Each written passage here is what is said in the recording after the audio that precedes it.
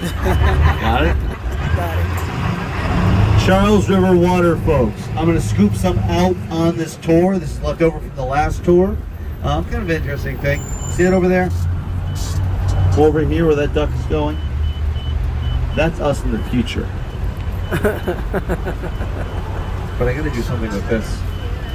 Maybe I do this. Oh no, it fell over. Wow. I'm sorry, I'm getting distracted by the flow of the water. Everyone, we're going to talk about Boston. It's founded in year 1630. And I want to explain the city best to all of you, but I got to know some things about you, such as where you're coming in from. Because if I point out, oh, no dummies, they knew that this weird little peninsula that used to jet out into the harbor would get hit by storms all the time. And they're like, you know what? Who the heck would ever want to live there? Then they met the Puritans. So, the Puritans settled there. They lived about 5 miles out that way, the Great Blue Hill. The Massachusetts tribe lived up on that hill, protected from the storms. They're smarts. Puritans over here, bad first few winters. Well, not as bad as south of here in Pilgrims and all that stuff in Plymouth. So that's what we have. Now, 1630 onwards, these Puritans. In American history, we learn about them as being kind of dour and sad. Quack, quack. Quack, quack.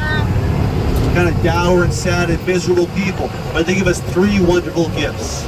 Get excited, folks. The Puritans, they brought us a quality education. Woohoo! Get excited, folks. The Puritans, they brought us democracy. Woohoo! Get excited, folks. The Puritans, they brought us an absolute hatred of the King of England. The American Revolution gets started here because these Puritans hated the King of England. And they taught their kids, who taught their kids, who taught their kids, also to hate the king. All the way down to Samuel Adams. Have you all heard of this guy? Thank you for the beer company, because otherwise nobody would know who he was outside. Leading up to the American Revolution, the Boston Massacre, anger from which leads to the Boston Tea Party, the British response to the Tea Party, capture the ringleaders of it all. That's going to be Paul Revere's Midnight Ride warning people. They had the Battle of Bunker Hill. All 4 of these events happened well before the Declaration of Independence. The very first phone call happened in Boston. Do you know that?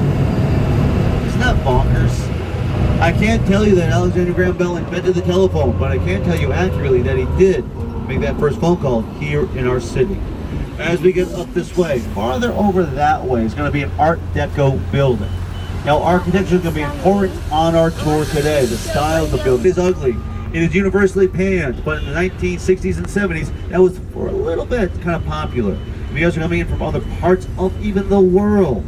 This was popular in the time period. They thought that fancy buildings would put off the common man. So they used poured concrete, Breton brut, French phrase meaning raw concrete. They would pour it and that would be more welcoming. Except most of the buildings they do with a brutalist design. They look like the Mystery of Truth that'll say some gulag in Siberia. They're not nice to look at. I had a guy from Slovakia go, I've seen a lot of those buildings in my life. I'm like, you probably did. A lot of similar stuff going on there, man. Now as we wiggle along. Nice. To your left, there's the Art Deco building. This was the location for Alexander Graham Bell's first phone call. This was it. They demolished it though, so you can't really show it off. But this is an Art Deco building, 1920s and 30s. The ugliest building in the world.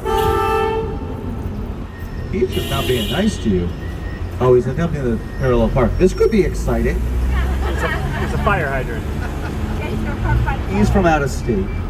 If he was from local, it wouldn't even matter then. What locals do is they park actually in the road, they put the hazards on, and they go, we're not next to the fire hydrant, but you are. No, it's not. Totally different. It's our city hall. That's not my opinion. That's not your opinion. That's the opinion of Yahoo users back in 2008. They did a poll. They had to write in a place they didn't like. This one. Now keep looking to your left. You see a golden tea kettle.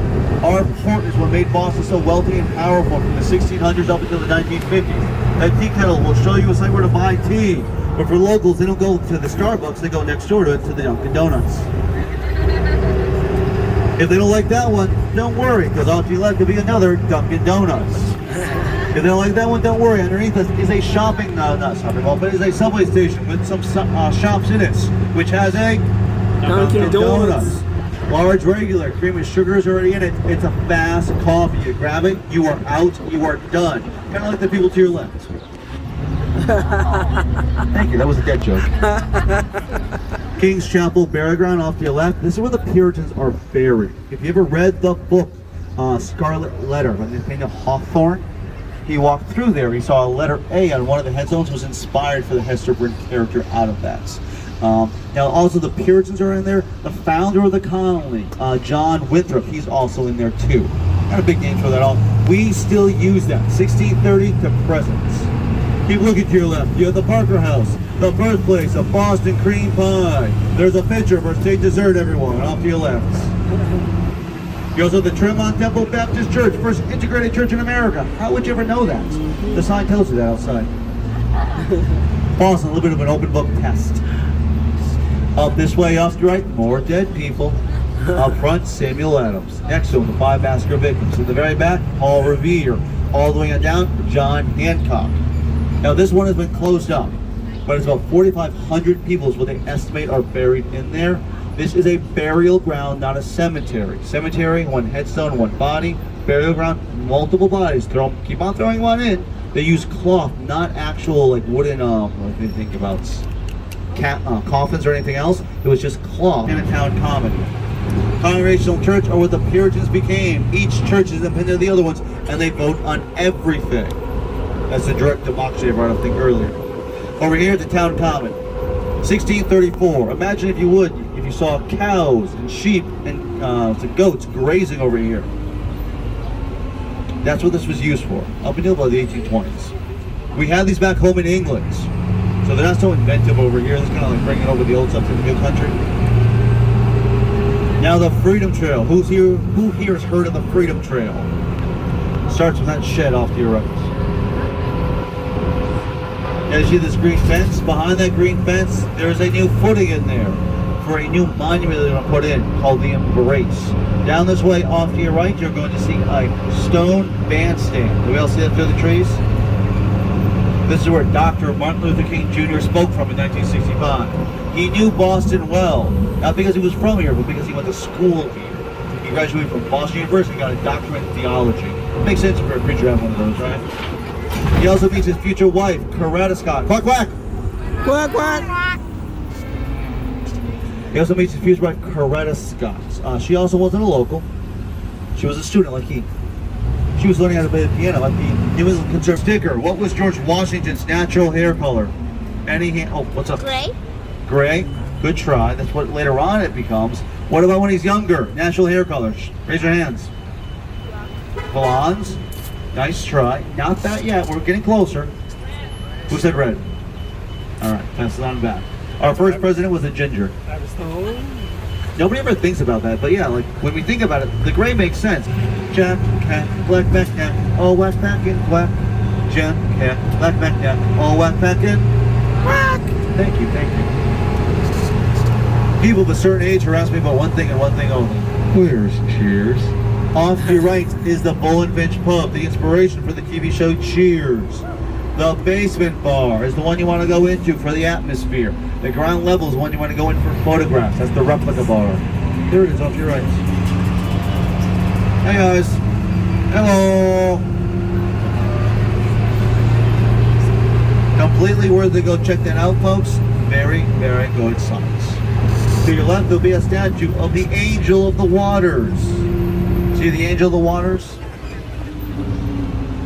She is welcoming you to the waters ahead of us. Ahead of us is the Back Bay neighborhood. Back Bay neighborhood is all reclaimed land out of the Charles River. Look down Public Alley 421. Long straight road down here. Whoop. Perpendicular intersections, alphabetized streets. Arlington, Berkeley, Haddon, Dartmouth, Exeter, Fairfield, and so on. Beautiful and nice. This took us 45 years. All this was water that we turned into land. It's beautiful, isn't it? Now to your left will be a man on a horse in Boston. Your first instincts. Man on a horse in Boston, Paul Revere. Don't follow the instincts, follow the writing. It'll say Washington on the side. That is George Washington, folks, off to your left. The man who would not be king. George Washington. Now this is a botanical garden to your left. You can tell that because if you look to your left, One sidewalk in, I can see it, I hope you can too, a California redwood. The trees are purposely... He graduated from Harvard, and he was a preacher. Preacher of this church off to your right, the Arlington Street Church. Now that's the reason for the founding of Harvard, by the way. Harvard's the oldest Anglo college in the Americas, English-speaking part of the New World that exists. To your right, see that building over there, folks? Gorgeous, ain't she? Mm-hmm. Trinity Church. Ooh. Richardsonian Romanesque. Henry Hobson Richardson designed this church. 3 names for that guy. Richardsonian Romanesque. Fat arches.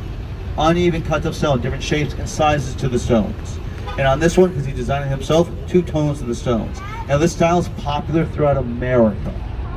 But we can make this style look even prettier. Everyone, put your phone on video. And if you wave to the left, you'll be able to see a more pretty church. What a good looking church. It's us.